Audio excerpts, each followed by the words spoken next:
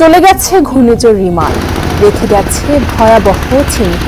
ভয়াবহ এই ঘূর্ণিঝড়ের তাণ্ডবে ব্যাপক ক্ষয়ক্ষতি হয়েছে উপকূলীয় জেলা বাগেরহাটে। ওয়ালটন ফ্রিজ কিনে অনেকের মতো আপনিও হয়ে যেতে পারেন মিলেনিয়াল, সেরা পণ্যের সেরা অফার। বাড়িঘর থেকে সুন্দরবন, বেড়িবাঁধ থেকে মৎস্যঘর, সবখানেই রিমালের ক্ষতচিহ্ন। ঘূর্ণিঝড়ে মারা গেছেন অনেকেই।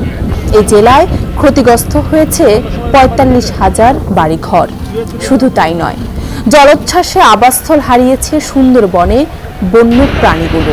উপকূলের মানুষ ঝড়জোয়ারে ডোবে, চোখের জলে ভাসে, তবু লড়াই থামে না। রিমার এমন অদম্য সংগ্রামী এই বাস্তবতার জলজলে উদাহরণ। সাজানো সংসার তছনছ হয়ে যাওয়ার দুঃখের রোদনও যেন দমাতে পারছে না রিমাকে। পরে ওই চার মধ্যে মানুষজন এসে সেই সাপ পরে ধরো নদীতে আবার চলে তাদের মধ্যে ছিলাম। ছোট্ট একটা বাচ্চাটা নিয়ে কোথায় যাবো? পরে তো আমি ছিলাম, আমি ছোট বাচ্চাটা নিয়ে দুইটা বাচ্চা নিয়ে আমি চলে গেছিলাম, ওই সাইকেলে নিয়ে গেছিলাম। আর আমার ছেলেটা আর বড় কুটনি গেছিল বাড়ি। তারপরে ওই সাপ দেখে আমার কুটনি ছিললে এবারে চলে আসবে। এই সময় ওই সাইকেলে নিয়ে যাই আমি।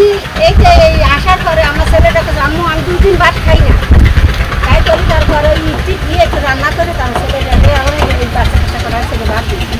দুপুর গড়িয়ে বিকেল, তখনও পেটে দানা পানি পড়েনি গৃহবধূ ফাতেমা বেগমের। কিভাবেই বা পড়বে? রিমালের তাণ্ডব আর টানা বৃষ্টি তাদের জীবনকে এলোমেলো করেছে। 3 দিনে না পেয়েছেন খেতে, না হয়েছে ঘুম। না সরানো দেখবেন না, শুধু ছেলে মেয়ের বই খাতাগুলো আর আইডেন্টি কার্ড 2-3 এইগুলো নিয়ে আমরা চলে গেছিলাম। ঠিক আছে, আর এইগুলো সব এখন এই যে বেড়ার সাথে না, এই যে খুঁটির সাথে, এখন এই যে টেবিল, পড়ার টেবিল, এই নামাজের খাট এ বাইন্ধে থুয়ে গেছিলাম।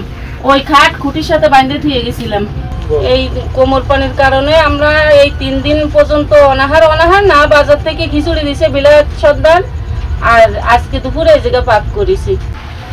এটা মুরগির খোপ ছিল, ওই যে উড়ে গেছে, আর টয়লেটের বেড়া টেড়া সব চলে গেছে। তারপর 3 দিয়ে টানা দিয়ে একটু কোনো রকম দাঁড়ানো আছে, আর সব নষ্ট হয়ে গেছে।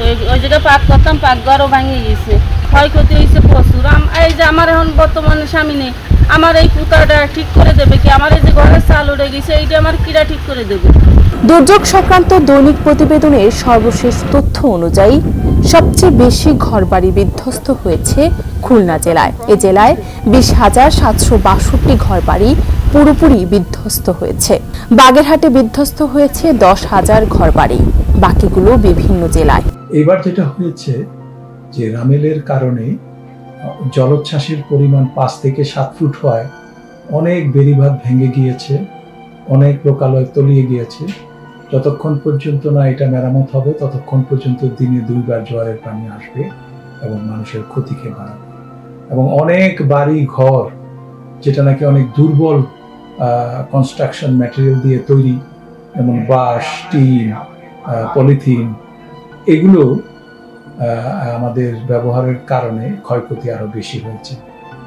এবং আমরা উপকূলে যে সমস্ত সাইক্লোন শেল্টার ইতিমধ্যে আছে, এগুলা লোকালয় থেকে একটু দূরে, সেখানে আলো বাতাস, পানি এবং নারী পুরুষের পৃথক ব্যবস্থা, টয়লেট ফ্যাসিলিটি, এইসবের কারণে লোকজন সেখানে যেতে একটু অনীহা বোধ করে।